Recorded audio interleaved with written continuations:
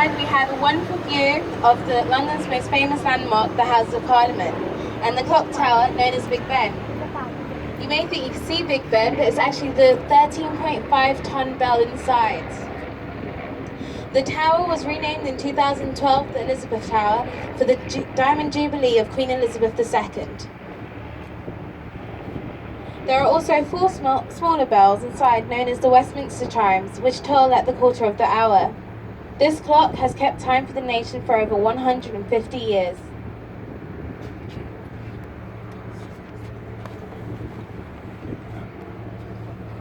The House of Parliament is known as the New Palace Westminster because the old palace burnt down in 1834 because a fire broke out in the palace after an overheated stove used to destroy the Exchequer's stockpile of tally sticks set fire to the House of Lords chamber. If you look in front, you can see two tents. One is red and one is green. This is because the House of Lords is colour-coded red and the House of Commons colour-coded green. And in the olden days, they weren't even allowed to go across the same bridge, so they built two bridges. If you look in front of us or to your right, you'll see a black and red bridge. This is Lambeth Bridge. And to your left, you'll see Westminster Bridge. And they are both colour-coded so that they weren't allowed to go over the same bridge. The largest tower sporting the Union flag is called Victoria Tower. After a general election, all the ballot papers are stored in here and must be kept for a year before being destroyed. If you look closely, at the end of the palace, there are black rod steps leading into the water. This is where traitors would walk down into a waterman's boat, which would take them to the entry of Traitors' Gate at the Tower of London, and I'll point that out when we get there.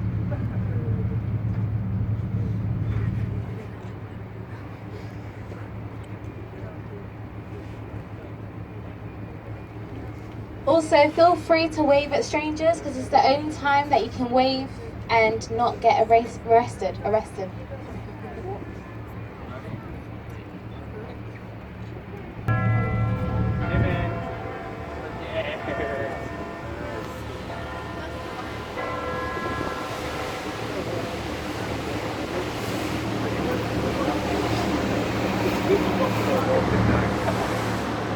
We now have a fantastic view of the Coca-Cola London Eye. At 135 metres high, it's the world's tallest observation wheel. Designed and conceived by husband and wife architect team, David Marks and Julia Bartfield, it cost £75 million to build and has components from 6 different European countries. The components of the eye were shipped up the River Thames and assembled in a ring above the water before it was lifted into its vertical position on the south bank by the largest cranes in the world in 1999. And it opened in March for the year 2000 to celebrate the millennium. The London Eye has 32 high-tech fully enclosed capsules, one for every borough of London, but for superstitious reasons, they are numbered up to 33, so that capsule number 13 is missed out. If you're looking to go, a trip only takes 30 minutes and offers passengers amazing panoramic views of the capital. And on a clear day like this, you can see as far as Windsor Castle, some 40 kilometres away. Views are particularly stunning at night or at sunset. You can have these spectacular views alongside champagne, wine, whiskey and chocolate tastings. You can even hire a private capsule with your loved one or get married on the London Eye. And how they do that is on the first rotation, when you get to the top, you say your vows and it's all downhill from there.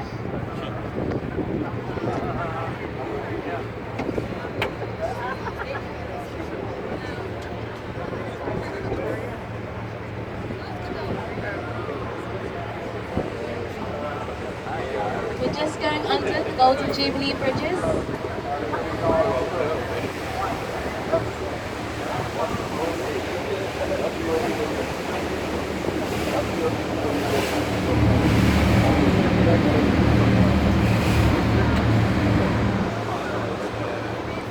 The area on the right is South Bank Centre.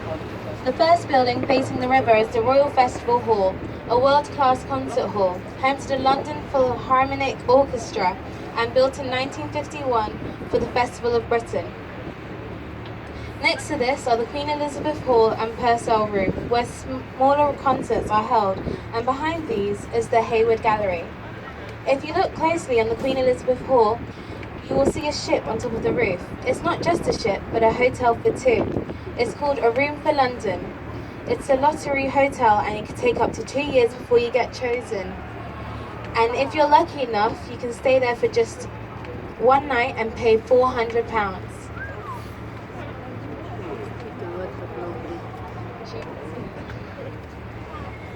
The next bridge we are going under is Waterloo Bridge, which is also known as Ladies' Bridge, since this was mainly built by women during World War II, as the men were away fighting.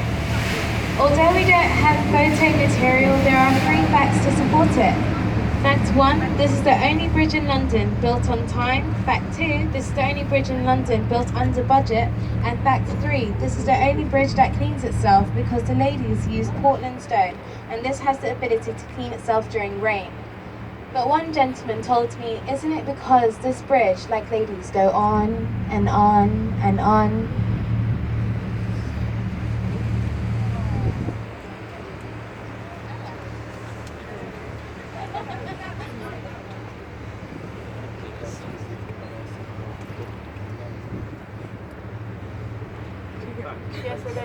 The white buildings on the right with the 3 letters saying ITV are the famous London ITV studios. ITV is, after the BBC, the largest television broadcaster in the UK. It's famous for programmes like Loose Women, The Chase, The X Factor, but its most probably famous for is This Morning. And you'll see it's Studio 8 poking out on the right just now.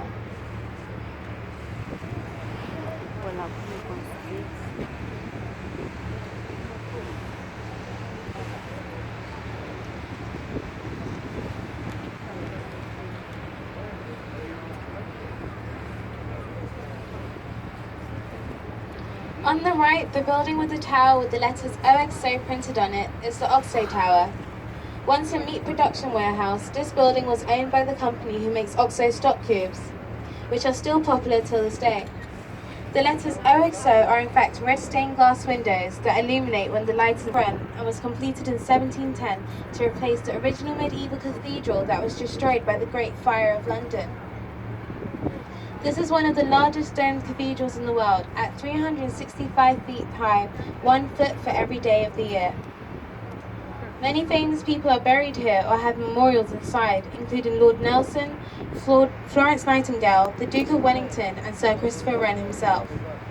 Many famous events in our nation's history have taken place here, including Sir Winston Churchill's funeral, the funeral of Baroness Margaret Thatcher, and the marriage of Prince Charles to Lady Diana Spencer in 1981.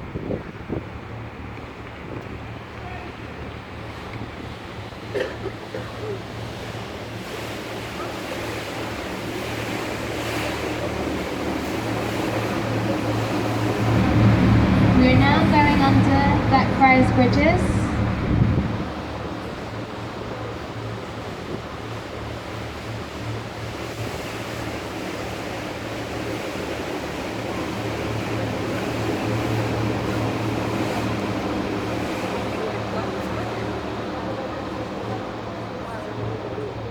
We're now approaching the Millennium Bridge, designed by the architect Lord Norman Foster. This footbridge originally opened in the year 2000, but had to close after the first weekend due to an unexpected wobble being discovered in the structure.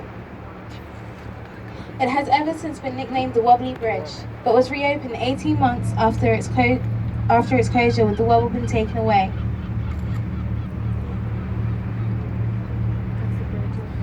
Where the bridge connects to the left, we can get another view of St Paul's Cathedral. The Millennium Bridge has been in many famous films, including Harry Potter and the Half-Blood Prince and the Guardians of the Galaxy.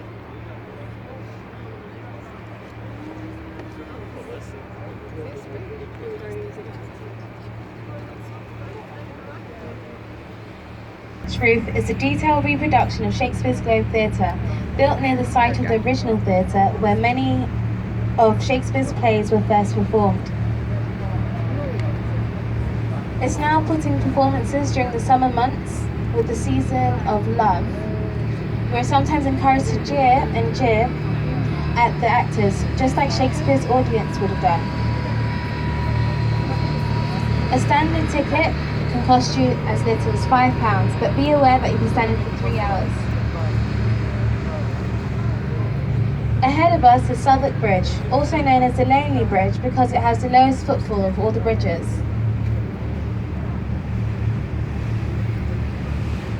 Just behind it to the right, the black glass building is the Financial Times building, and in its car park is the original site of the Globe Theatre.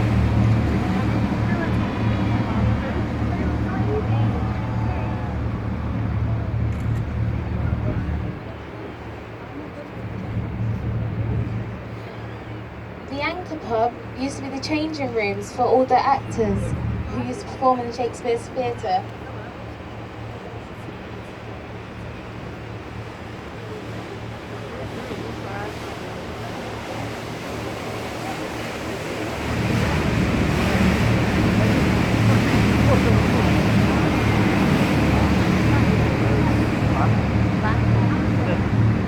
On the right, in the gap between the sandy-coloured buildings, you'll see a boat. This is a replica of Sir Francis Drake's Golden Hind. In 1577, Sir Francis Drake became the first Englishman to travel around the world on the ship, returning 3 years later with £25 million worth of treasure. This replica ship can now be visited and has sailed around the world twice.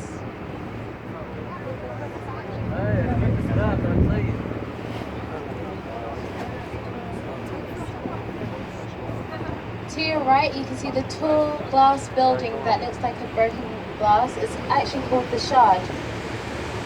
It's the tallest building in Western Europe at 310 meters high and has a casino on the ground floor and 4 apartments being sold for £52 million.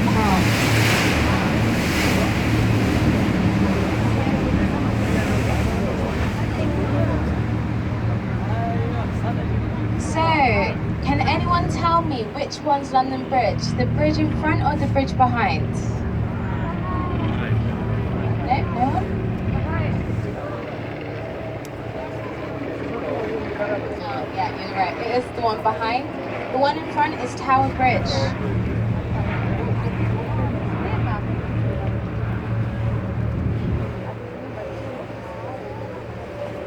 In the water ahead of us to the right, the large warship is HMS Belfast.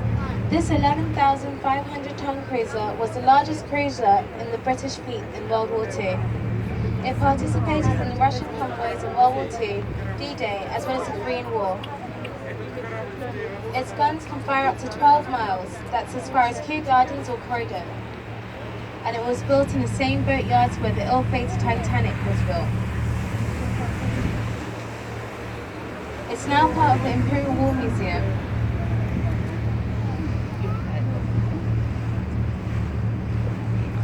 Asta face parte din Muzeul Războiului. Participa la război în Rusia.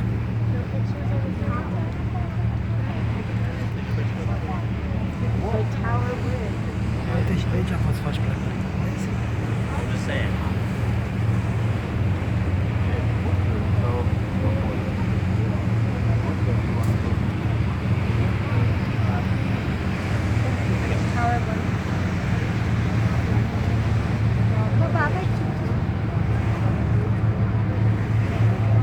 After this, on the right, the glass round-shaped building is the new HQ for the Mayor of London and London Assembly. It's called the City Hall and was designed by Norman Foster Partnerships, with whom the London Eye Architects have trained. It's also been nicknamed Darth Vader's helmet, an armadillo shell, a stack of pancakes, and beehive. In front of us is Tower Bridge. This is London's most famous bridge. Built in 1894, it was designed to blend in with the Tower of London, which is to its left. It cost £122 million in today's money to build the tower. The basculates in the middle of the bridge can be opened to let tall ships through, and in its heyday it used to open up to 40 times a day. So if you get someone to wave at you, it said that you get 5 years good luck.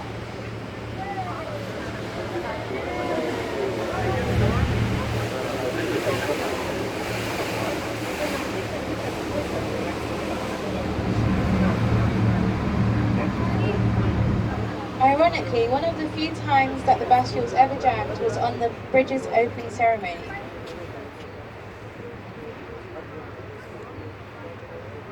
High above, you can see the pedestrian walkway which was used whenever the bridge was open. When the tower became haunted by prostitutes and pickpockets, they closed the tower in 1910. It now houses an exhibition with displays about the bridge's history.